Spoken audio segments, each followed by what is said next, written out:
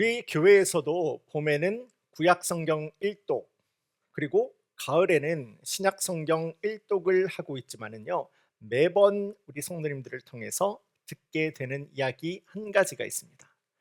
목사님, 요한계시록은요 너무 어려워요. 요한계시록은요 정말 무서운 이야기인 것 같습니다. 요한계시록에서 자주 사용을 하고 있는 이 상징적인 표현, 심볼라이즈라고 하는 이 상징적인 표현 때문에 그런 겁니다. 예를 들면 눈은 불꽃 같고 그의 입에서는 좌우 양날 검이 바짝 선 그러한 말씀들이 쫙쫙쫙쫙 나오고, 또 해를 입고 달을 신고 12별로 왕관, 모자를 쓴 것과 같은 여인에 대한 이야기가 나옵니다. 이런 것과 같이 우리가 그냥 쉽게 이해하기가 어려운 그러한 표현의 말씀들을 통해서 이 말씀 가운데서 우리에게 하나님 말씀하고자 하는 그 목적과 메시지를 자칫 잘못 잃어버리게 될 때가 있다는 거죠. 그래서 이 요한계시록 말씀은요, 상징적인 표현을 우리가 제대로 이해를 하지 못한다면은 그냥 이 책은 어려운 책이 되고 마는 것입니다. 그리고 계시록을 무서운 책으로 생각하시는 분들도 있죠. 이 계시록 가운데에서 나오는 여러 가지 심판, 저지먼트에 대한 말씀이 나오기 때문입니다. 요한계시록에는요 전체 3가지의 아주 무서운 하나님께서 내리시는 심판 이야기가 나옵니다. 이 심판이 시작이 되게 되면은 이 땅에 전쟁이 일어나게 되고 전염병이 돌게 되고 기근, 페이민이라고 하는 이 기근이 막 시작하게 됩니다. 바다와 땅은 파괴가 된다라고 하죠. 지진은 일어나서 큰 성, 곧 바벨론이라고 표현이 되는 이 나라는요 완전하게 무너지게 될 거라고 하나님의 말씀, 이 요한계시록은 분명히 예언을 하고 있어요. 그리고 이 예언의 말씀은 분명히 하나님의 말씀이죠. 하나님께서 정하신 그때에 분명하게 일어나게 될 사실입니다. 이렇게 이해하기 어렵고 또 무서운 말씀 가운데서 사람들은 마치 영화의 한 장면과도 같이 아무런 질서가 없이 그냥 무너져가는 세상의 종말, 아포칼립스를 상상하게 되기 때문에 요한계시록을 그냥 어려운 책, 무서운 책, 함부로 읽어서는 안 되는 책으로만 치부하게 되는 것이 오늘날 우리 신앙생활을 하는 우리 성도님들의 일반적인 또 자연스러운 모습 중에 하나가 아닐까 합니다. 그런데요, 그렇다면 성경의 가장 마지막에 나와 있는 하나님의 말씀이에요. 이 요한계시록은 과연 죄된 이 땅과 이 땅에 있는 모든 사람들, 세상들을 전부 다 심판을 하시고 전부 다 죽여버리고 죽이고 그렇게 세상을 멸망할 것을 예언하시기 위해서만 이 요한계시록의 말씀을 하나님께서는 우리에게 주신 것이겠습니까? 아니죠. 굉장히 쉬운 질문이었죠. 아니죠. 하나밖에 없는 아들을 죽이시면서까지 우리를 품으셨어요. 하나밖에 없는 아들을 죽이시면서까지 우리를 사랑하시는 이 하나님은 성경이 시작하는 그 창세기 말씀으로부터 시작해서 오늘 요한계시록 이 본문의 말씀을 보시더라도 우리에게 기뻐하고 우리에게 즐거워하며 미래를 향한 소망을 너희가 절대 놓지 말아야 한다 라고 말씀에 도전을 하고 계십니다. 그렇다면 도대체 무엇이겠습니까? 이 사이에 무엇이 있길래 우리는 앞으로 반드시 우리 앞에도 놓이게 되는 이 세상의 종말, 세상의 심판 앞에서도 우리는 즐거워하고 기뻐하고 소망을 가질 수 있는 그런 그리스도인의 삶을 살 수가 있겠습니까? 자, 이 아침 시간 우리 예배 지키기 2번째 시간입니다. 오늘은 나랑 결혼해 줄래? 저와 결혼해 주실래요? 라고 하는 제목으로 하나님 말씀의 은혜와 도전을 함께 나누기를 원합니다. 오늘 말씀을 우리가 잘 이해하기 위해서는 이 요한계시록에 기록된 심판, 요한계시록이 말하고 있는 세상의 종말, 세상의 끝이라고 하는 것은요, 이 바벨론이라고 표현이 되는 이 죄된 세상을 향해서 하나님 내리시고 내 하나님 내리시는 무섭고도 참 두려운 재앙을 말하는 것과 동시에 하나님의 심판, 하나님의 이 종말이라고 하는 것은 하나님께서 하나님의 나라를 세워가는 놀라운 구원과 능력의 과정이다 라고 하는 사실을 우리가 잊어서는 안 될 것입니다.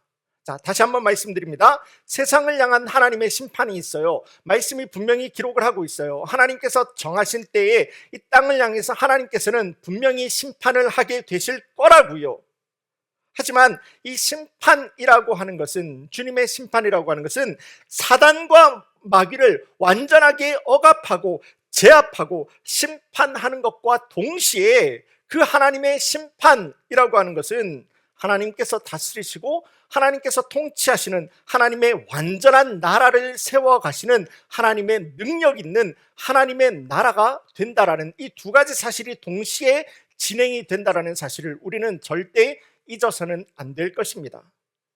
오늘 본문에 앞선 계시록 19장 1절이에요. 이 1절 말씀 보시면은 2일 후에라고 하는 말로 시작이 됩니다. 2일 후에, 곧 요한계시록 6장부터 시작해서 18장까지, 그러니까 이 6장부터 시작해서 18장까지 하나님께서 이 땅에 쏟아 부어 내리시는 심판, 종말에 대한 말씀이 기록이 되어 있어요.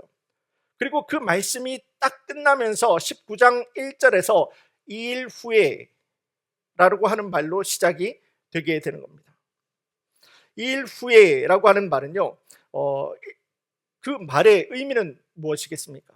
그게 1절 하반절에 나오는 말씀인데요, 제가 말씀 보겠습니다. 할렐루야, 구원과 영광과 능력이 우리 하나님께 있도다. 그의 심판은 참되고 의로운 자라. 음행으로 땅을 더럽게 한 큰 음녀를 심판하사 자기 종들의 피를 그 음녀의 손에 갚으셨도다. 자, 바벨론, 이 바벨론이라고 표현이 되는 죄된 세상을 향해서 퍼부어 쏟아버리시는 하나님의 재앙과 심판을 말씀은 어떻게 기록을 하고 있습니까? 할렐루야라고 이야기를 하고 있어요. 이 땅을 향해서 퍼부어 버리시는 하나님의 종말과 심판과 저주의 그 말씀을, 그 역사를 바라보면서 사람들은 할렐루야로 주님을 찬양을 하고 있어요. 그러면서 하나님 그 무서운 심판은 참으로 옳으시고 참된 구원과 영광과 능력은 오직 우리 주 아버지 하나님 한 분에게만 있도다 라고 찬양을 하고 있습니다. 아담과 하와 이후로 이 땅의 공중 권세를 잡아서 우리 안에 있는 하나님의 형상을 전부 다 망가뜨려 버리고 하나님과의 관계를 모두 다 무너뜨려 버린 바로 그 사단과 그 사단을 따르는 이 세상을 향한 하나님의 무서운 심판과 재앙을 가지고 믿는 사람들이 그 모습을 바라보면서, 하나님의 심판을 바라보면서 믿는 사람들이 기뻐하고 있다는 거예요. 믿는 사람들이 하나님을 향해서 감사하고 있는 거예요. 그리고 이렇게 놀라운 일을 벌이시는 하나님을 향해서 드리는 감사는 한 번으로 끝나지가 않죠. 오늘 본문에 이어지는 3절에서 보시더라도 죄된 세상을 향해서 무서운 심판을 하시는 하나님을 향해서 할렐루야 찬양하고 있는 믿는 사람들의 모습을 볼 수가 있고, 4절입니다. 4절에서는 모든 교회를 의미하는 24장로들이 다 함께 하나님 앞에 모여서 하나님을 경배, 찬양, 예배하는 것을 볼 수 있습니다. 그리고 6절에서 다시 한 번 더 이 세상을 심판하시는 하나님을 찬양하고 있는데요, 특별히 6절은 19장 6절입니다. 요한계시록 19장 6절은 전체 요한계시록의 중심이에요. 전체 요한계시록의 핵심인 말씀이 되는데요, 6절 하반절 말씀 제가 보겠습니다. 할렐루야, 다시 한번 이 땅을 심판하시는 하나님을 향해서 믿는 사람들이 하나님을 찬양을 하고 있죠. 할렐루야, 주 우리 하나님 곧 전능하신 이가 통치하시도다. 정말 어마어마한 말씀입니다. 하나님의 선하시고 완전하신 나라가 이제 사단과 세상을 향한 하나님의 완전한 심판하심과 동시에 그 하나님의 나라가 이 땅을 심판하시는 하나님의 그 심판과 동시에 하나님의 완전한 통치와 다스리심이 이 땅 가운데서 세워지게 된다라는 거예요. 자, 2000년 전 아기 예수님께서 이 땅에 오셨을 때 하나님의 나라는 우리 가운데서 이미 임하게 되었습니다. 그러니까 천국, 하나님의 나라라고 하는 것은요, 여러분들이 나중에 이 땅에 육신의 장막을 벗고 우리가 육신의 생을 다 하고 주님 앞에서 올라가게 되는 그런 천국이 아니에요. 우리가 예수님을 나의 주님으로 믿고 영접한 바로 그 순간부터 내가 예수님을 내 삶의 참된 주인, 예수님을 내 삶의 참된 주인님으로 믿어서 내 삶의 주권을 주님 앞에 내어드리는 바로 그 순간에서부터 우리는요, 예수님이 내 삶의 참된 주인 되시고 다스리시고 예수님이 내 삶을 인도하시는 천국, 하나님의 나라를 살아가게 되는 거예요. 그렇게 예수님을 통해서 하나님의 나라는 이 땅에 이미 오신 하나님의 예수님을 통해서 이 땅에 하나님의 나라는 우리 가운데서 시작이 되게 되었지만은 아직 그 나라는 완전히 완성이 된 것이 아닙니다. 이것이 바로 우리 성도님들도 아마 한 번쯤은 들어보셨을 이미 already 아기 예수님께서 이 땅에 오심으로 시작된 하나님의 나라 천국이 있죠. 그리고 아직 not yet이라고 하죠. 그 나라가 아직까지 완전하게 완성이 되지 않은 거예요. 그러니까 저와 우리 성도님들은 이 땅에 예수님께서 오심으로 시작된, 이미 시작된 그 하나님의 나라와 아직까지 완전히 완성이 되지 않은 그 나라 사이의 긴장, 텐션을 우리는 지금도 살아가고 있는 것입니다. 생각해보면 그렇지 않습니까? 여러분들도 분명히 예수님을 내 삶의 참된 주님으로 모시고 주님 함께 동행하시는 자녀의 삶을 살아가고 있어요. 온 우주 만물의 참된 주인 되시는 하나님께서 다스리시는 그 하나님의 나라를 우리는 살아가고 있다고요. 그렇지만 우리는 이 세상과 사단이 우리 주님 앞에 속해 있는, 주님 안에 속해 있는 여러분들과 여러분들의 가정, 여러분들의 직장과 여러분들의 교회 예배를 무너뜨리기 위해서 얼마나 많이 우리 삶을 흔들고 있고 유혹하고 여러분들의 마음에, 여러분들의 가정에 걱정과 두려움을 던져주는, 그래서 우리 가운데서 나는 하나님의 나라를 살고 있는데 이 나라, 하나님의 나라를 온전하게 살아가지 못하도록 우리를 계속해서 흔드는 그 역사를 우리는 매일같이 우리는 경험하면서 살아가고 있지 않습니까? 그런데 이 모든 사단 마귀의 세력들은 하나님의 다스리신 가운데서 심판을 받을 것이고 멸망을 당할 것이고, 우리 주 하나님, 전능하신 하나님께서 다스리시는 그 완전하신 나라, 하나님 다스리시고 통치하시는 하나님의 나라는 이 땅 가운데서 반드시 온다. 19장 6절 말씀이죠. 하나님께서 통치하신다. 그 나라는 반드시 온다 라고 하는 것이 요한계시록의 주제예요. 요한계시록의 핵심이에요. 그러므로 우리 그리스도인들에게 세상의 심판과 이 땅의 종말 아포칼립스라고 하는 이 두려움은요, 우리 가운데서 무서움으로 다가오는 것이 아니라 그날, 심판의 날, 종말의 날은요, 예수 안에 있는 우리 성도님들에게 기쁨과 즐거움의 날이 되게 됩니다. 세상을 이기신 하나님께서요, 사단 마귀를 짓밟아 버리신 우리 예수님께서요, 그 하나님의 완전하시고 하나님의 온전하신 나라를 우리 안에서 든든하게 세워버리시는 날이 되기 때문에 우리는요, 그 날이 무서운 날이 아니에요. 두려운 날이 아니에요. 그러기에 우리 성도님들도 이렇게 찬양 드리는 것이 아니겠습니까? 마라나타, 마라나타, 아멘. 주 예수여 이 땅에 어서 속히 오시옵소서. 우리 성도님들은 정말 이 귀한 능력의 주님을 믿음으로 이 역사하심, 사단 마귀를 짓밟아 버리시고 우리에게 참 생명, 하나님의 온전하신 나라를 인도하신다라는 그 하나님의 약속의 말씀을 믿음으로 오늘을 살아가고 있으십니까? 오늘 말씀에서 사도 요한이죠. 요한계시록을 기록한 이 사도 요한은 세상의 심판과 마지막, 그리고 이 땅에 오시는 그 예수님입니다. 우리 가운데서도 분명히 일어나게 되는 이 세상을 향한 심판과 이 마지막을 우리가 오히려 감사하고 기뻐하고 즐거워할 수 있는 두 가지의 구체적이고 실질적인 이유를 말씀하고 있는데요. 그 첫째가 바로 우리는 예수님의 프로포즈를 받은 존재이다 라고 말씀합니다. 우리가 이 땅 가운데서 엄습해오는 세상의 종말과 세상의 두려움 가운데서도 우리가 기뻐하고 즐거워할 수 있는 이유가 무엇이라고요? 여러분들은 예수님의 프로포즈를 받은 하나님의 자녀가 되었다라는 거예요. 오늘 본문 7절입니다. 상반절 말씀 제가 보겠습니다. 우리가 즐거워하고 크게 기뻐하며 그에게 영광을 돌리세. 어린 양의 혼인 기약이 이르렀고 라고 말씀합니다.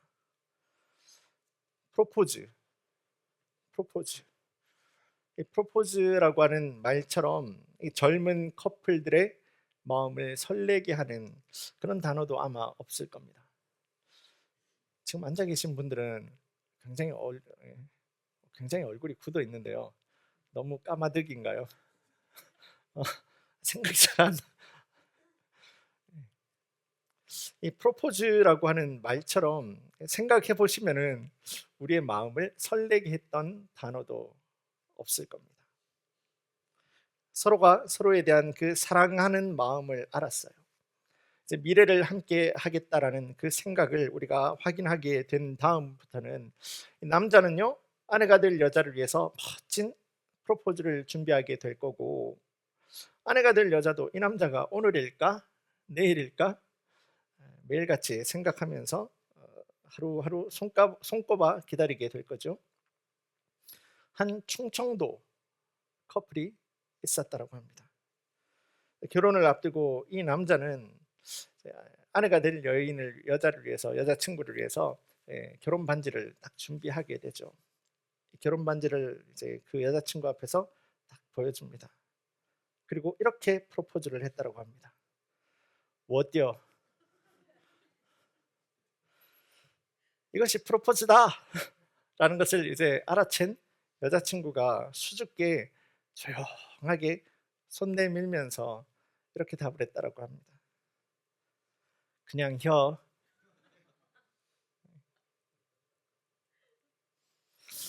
이와 같이 예수님께서도 저와 우리 성도님들을 향해서 모든 교회들을 향해서 사랑하는 자신의 신부, 예수님의 신부로 우리 성도님들에게, 우리에게 프로포즈를 하시는 겁니다. 어때요? 프로포즈를 하고 계세요. 에베소서 5장 31절에서 33절 말씀이 그 말씀이 아니겠습니까? 제가 말씀 보겠습니다. 그러므로 사람이 부모를 떠나 그 아내와 합하여 그 둘이 한 육체가 될지니 이 비밀이 크도다. 나는 그리스도와 교회에 대하여 말하노라. 그러나 너희도 각각 자기의 아내 사랑하기를 자기 자신같이 하고 아내도 자기 남편을 존경하라. 사람이 부모를 떠나서 둘이 서로 사랑하여서 하나가 되는 그 결혼, 사랑하는 사람들이 부모를 떠나서 하나가 되는 그 결혼의 모습과도 같이 예수님께서는 교회를 향해서, 그리고 교회라고 부르신 성령 하나님을 우리 마음에 모시고 살아가는 이제는 교회된 우리 모든 성도님들을 향해서 주님 내 안에, 그리고 내가 주 안에서 하나가 될 수 있는 거룩한 프로포즈를 우리 모든 성도님들에게 주님 해 주셨다라는 거예요. 그렇게 하나님 주인 되시고 하나님께서 우리 삶을 책임지시고 하나님께서 다스리시는 하나님의 나라가 시작이 되게 된 것입니다. 그런데 여기에서 중요한 것이 하나가 있는데요. 그게 바로 시간이라고 하는 거예요. 시간. 조금 전에 우리가 함께 보았던 것처럼 그렇게 이미 시작이 된 주님과의 연합이에요. 이 땅 가운데서 아기 예수님께서 이 땅에 오시게 될 때에 그 예수님을 통해서 이 땅에 하나님의 나라가 이미 시작이 되게 되었고, 우리는 그 예수님을 믿는 믿음 가운데서 이미 주님과 연합이 되는 그러한 자녀의 삶을 살아가게 되었어요. 그리고 이 주님과 연합한 우리의 주님의 그 자녀된 삶은요, 예수님께서 이 땅에 다시 오실 때에, 예수님께서 이 땅에 재림의 예수님으로 다시 오실 때에, 그래서 죄와 세상을 향해서는 무섭게 심판하시는 바로 그때에 어린 양 예수 그리스도의 그 혼인잔치, 우리를 신부로 맞아주시는 주님의 그 혼인잔치가 완전하게 완성이 되는 때라고 말씀은 우리에게 도전을 하고 있는 거예요. 그렇기 때문에 우리의, 여러분들의 예수님과의 그 결혼이 완성이 되게 되는 때입니다.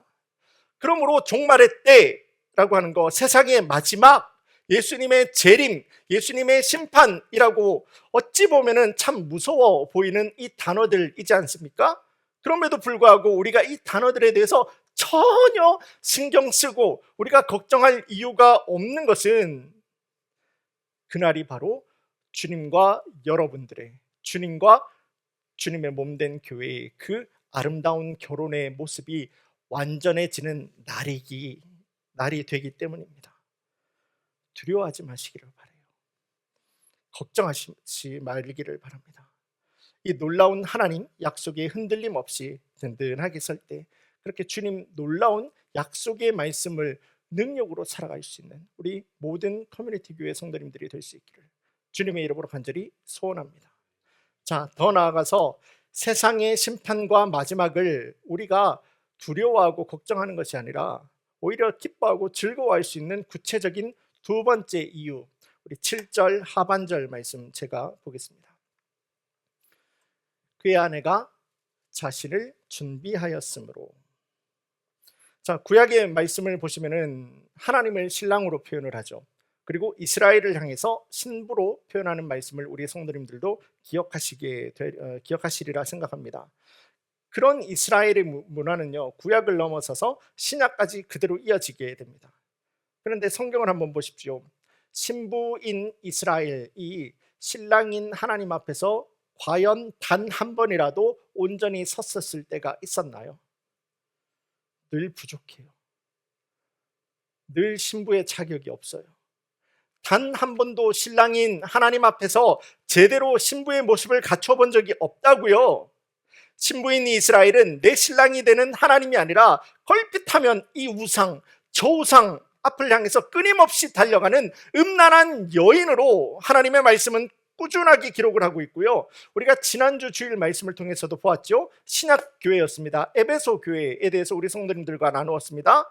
예수님과 복음을, 그리고 주님의 몸된 교회를 내가 건강하게 지켜보겠다라고 노력했던 이 에베소 교회의 처음의 모습은 참 아름다웠지만은 결국은 그러한 나의 노력으로 교회를 지키려고 하는 모습 가운데에서 오히려 예수님과 복음이라고 하는 것은 온데간데 없어져 버리고 맙니다.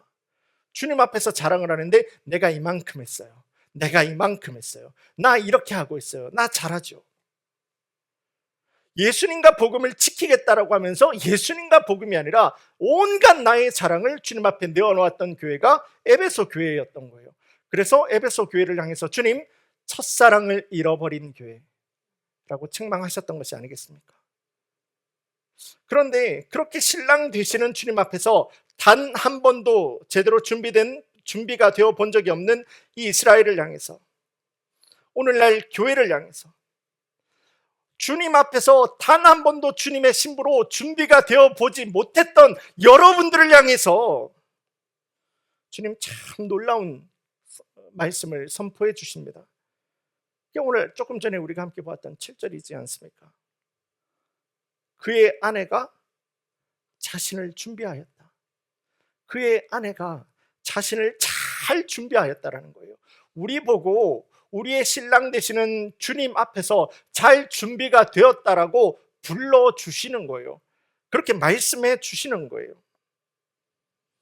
우리는 그렇게 이 세상을 향한 심판과 그 종말의 때에 하나님의 심판을 받는 것이 아니라 그 상황 가운데서 잘 준비하였다라는 그 한마디 말씀을 통해서 구원받는 은혜를 받게 되게 되는 겁니다. 그런데 우리는 이 놀라운 구원의 은혜를 우리가 어떻게 잘 준비가 되었다라고 하는 하나님의 말씀을 받을 수가 있는 것이겠습니까? 여러분들은 주님 앞에서, 예수님 앞에서 내가 주님의 신부에 합당한 그러한 든든한 모습이다라는 것을 자랑할 수 있는 분이 우리 가운데서 혹시나 있으십니까? 우리의 노력으로 이룰 수가 있는 것이 아니에요. 십자가 은혜입니다. 십자가 은혜. 예수님께서 십자가에서 우리를 위해서 대신 흘리신 그 십자가의 보혈을 내가 믿게 될 때에 우리 안에 그 보혈의 능력이 함께 하게 되는 거예요. 여러분들 가슴 가운데서 그 십자가의 보혈이 내 가운데서 묻혀지게 되게 되는 거예요. 그리고 우리의 신랑 되시는 예수님께서는 한쪽 눈 딱 감으시고 내 안에 우리의 모습 가운데서 드글드글 차고도 넘치는 연약하고 죄된 부분을 바라보면서 한숨 쉬시는 것이 아니라 우리 안에 있는 그 예수님의 십자가 보혈 그거 하나만 딱 보시고 아름답고 잘 준비된 나의 신부라고 여러분들을 불러주시는 거예요. 그렇기 때문에 이 세상의 마지막과 이 심판, 재앙이라고 하는 것은 우리에게 두려움이 아닙니다. 우리에게 하나님의 나라, 하나님께서 내 삶을 책임져 주시고 하나님께서 내 삶을 든든하게 인도하시는 그 약속 있는 하나님의 놀라운 은혜가 시작이 되게 되는 은혜의 날로 우리는 그 날을 우리가 받을 수가 있게 된다라는 겁니다. 사람들은요, 이 땅의 삶을 살아가는 가운데서 마음에 자기의 소원을 가지고 살아가고 있습니다. 이만하면 됐지, 그리고 이 정도면 만족하겠지라고 생각하지만은 우리 성도님들은 어떠셨습니까? 여러분들은 여러분들이 생각한 바로 그 목표에 이르렀을 때 여러분들은 여러분들의 삶에 대해서 만족하는 삶을 사셨습니까? 차가 없을 때는요, 차가 없는 사람들에게는요, 뭐가 하여튼 굴러만 가더라도 저거 뭐 내 차가 됐으면 소원이 없겠다. 굴러만 가면은 굴러만 가면은 참 좋겠다. 그런 차 한 대만 있었으면 좋겠다라고 생각을 하지만은 막상 그 만족이 내 안에서 채워지게 되었을 때 여러분들 그 만족을 꾸준하게 이어가고 계셨습니까? 또다시 갈급해지죠. 또다시 갈급해지는 것이 우리의 인생입니다. 잠깐 좋아지면은 조금 좋아해요. 그러다가 조금 안 좋아지면 또 부족함을 느끼게 되는 것이 우리의 인생이다라고 하는 겁니다. 만족함을 느낄 수는 있는데 그 만족함에 머무르지를 못하는 거예요. 이 삶이 계속해서 반복되다 보니까 우리는 내가 매일같이 만나는 내가 붙들고 있는 이 간절한 어려움과 문제들 앞에서 끊임없이 죄를 범하는 그 삶을 우리는 반복해서 살아가게 됩니다. 그런데 하나님의 말씀은 그분의 신부로 우리를 부르신 우리가 어떻게 살아가야 된다고 말씀은 기록을 하고 있습니까? 시편 34편 10절의 말씀 제가 보겠습니다. 젊은 사자는 궁핍하여 줄일지라도 여호와를 찾는 자는 모든 좋은 것에 부족함이 없으리로다. 자, 저 중간 이유로 굉장히 중요한 말씀입니다. 여호와를 찾는 자는 모든 좋은 곳에, 여호와를 찾는 자는 모든 좋은 것에 부족함이 없다고요. 젊은 사자는 늘 배고픕니다. 아무리 내가 노력해도 내 안에 채워지지 않는 무언가가 있어요. 그래서 끊임없이 배고프고 끊임없이 굶주린 삶을 살아갈 수밖에 없는 거예요. 그런데 여호와 하나님을 찾는 사람, 그러니까 그분이 내 삶의 참된 주인이고 그분의 말씀이 내 삶의 기준이고 그분이 내 삶을 다스리는 참된 능력자이다라는 것을 알고 여호와 하나님을 찾는 모든 사람들에게는 내가 오늘 원하는 것이 이루어지지 않았다라고 하더라도 하나님 안에서의 그 만족함을 누리는 거예요. 내 삶의 참된 주인 되시는 여호와 하나님 안에서만이 누릴 수 있는 참된 만족이 있다는 것을 내가 알기 때문에, 그것을 내가 믿기 때문에 하나님 안에서 기뻐하고 즐거워할 수가 있다라고 하는 말입니다. 여러분들 야생말 있지 않습니까? 야생말. 이 야생말을 길들일 때 어떻게 길들이는지 아십니까? 그 야생말 가운데서 어떤 말이 좋은 말이고 준마라고 하죠. 명마, 준마, 좋은 말이고 어떤 말이 안 좋은지를 여러분들 어떻게 가르는지 아십니까? 야생말을 딱 끌고 와가지고 물을 한 번도 안 먹이는 거예요. 물을 한 번도 안 먹이고 힘든 여러 가지 훈련을 시킵니다. 그리고 이 말대를 가지고 냇가를 찾아가게 돼요. 그리고 냇가를 찾아가서 물을 마시려고 하는 바로 그 순간에 돌아오라는 휘슬을 확 불어버리게 돼요. 그런데 그 순간에 다시 주인에게로 돌아오는 말이 있어요. 그게 명마가 되는 거예요. 등치가 좋은 게 명마가 아니라 주인의 말을, 주인의 부름을 잘 듣고 따라가는 게 명마, 준마로 구분이 되는 거예요. 나는 지금 당장 목이 말라요. 그래서 내 눈앞에 보이는 이 물이 정말 갈급하고 마시고 싶은데, 그것보다도 지금 나를 부르는 주인 안에 있는 것이, 지금 나를 부르는 주인과 연합되는 그 기쁨이 더 크다라는 것을 아는 말이에요. 그렇게 명마는요, 준마는요, 명마가 되고 준마가 되는 겁니다. 마찬가지로 우리 역시도 예수님 안에 있는 그 하나님과의 연합됨, 예수님을 통해서 가질 수 있는 하나님과의 그 연합됨의 기쁨과 즐거움, 그 능력이 있는 것으로 알아서 하나님의 말씀을 나의 말씀으로 갖는 거예요. 하나님의 말씀 있잖아요. 이 성경의 말씀 이거 있잖아요. 이거를 가지고 내가 주일날 은혜 받고 끝나는 말씀이 아니라 이 말씀을 내 삶의 진짜 기준으로 삼아버리는 거예요. 내 삶에 갈등이 드는 문제가 있을 때마다 이 말씀이 나에게 말씀을 하고 도전을 하고, 이 말씀이 내 삶을 인도하는 그 길을 따라서 그냥 엎어져 버리는 거예요. 이 말씀을 가지고 내 삶에 이렇게 하면 어떻게 될까요? 저렇게 될까요? 고민하는 게 아니에요. 엎어져 버리는 거예요. 하나님께서 휘슬을 딱 부는 순간에 내 앞에 물이 있다라고 하더라도 그냥 돌아서는 거예요.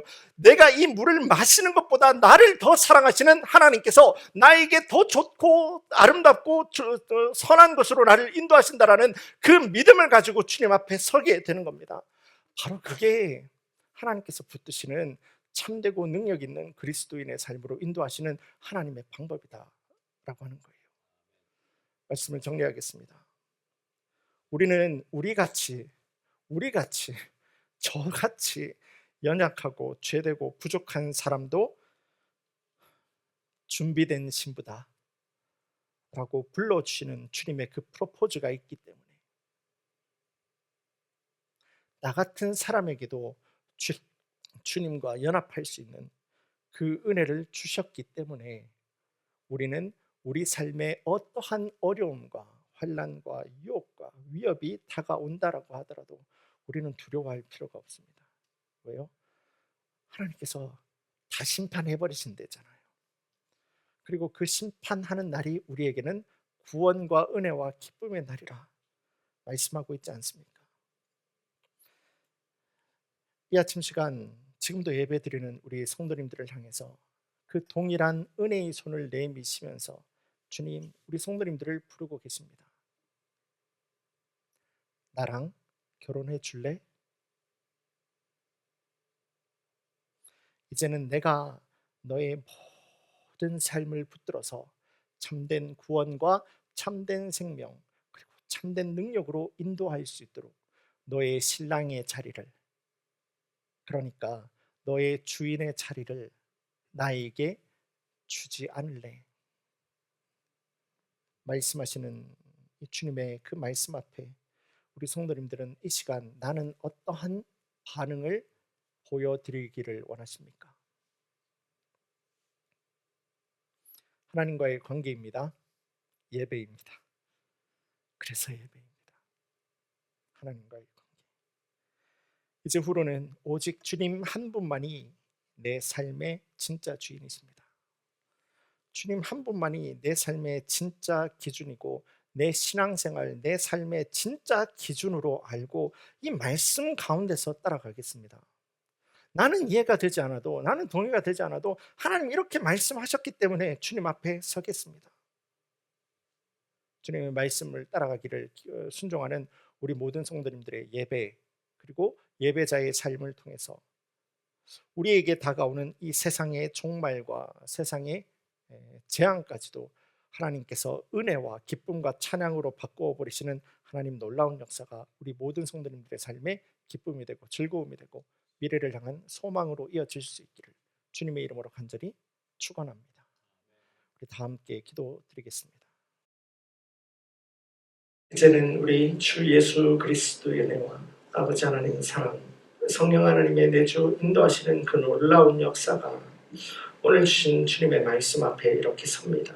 주님 말씀 앞에 붙듭니다. 이제는 우리에게 주님 주신 이 프로포즈, 주님께서 우리를 나의 준비된 신부다, 완전한 신부다 불러주신 그 주님과의 연합에 순종하여서 이제는 하나님 통치하시고 하나님 다스리시는 나라를 살아가는 겁니다. 내가 고민하지 않고 이 말씀을 따라서 걸어가는 겁니다. 그 부르심과 말씀에 예배와 예배자의 삶으로 순종하기를 믿음으로 결단하는 우리 모든 성도님들, 가정, 비즈니스, 직장, 그리고 저들의 간절한 기도의 제목이 세상의 지혜와 방법을 넘어선 하나님의 인도하시는 그 놀라운 주님의 은혜가 지금으로부터 영원까지 함께 할지어다. 아멘.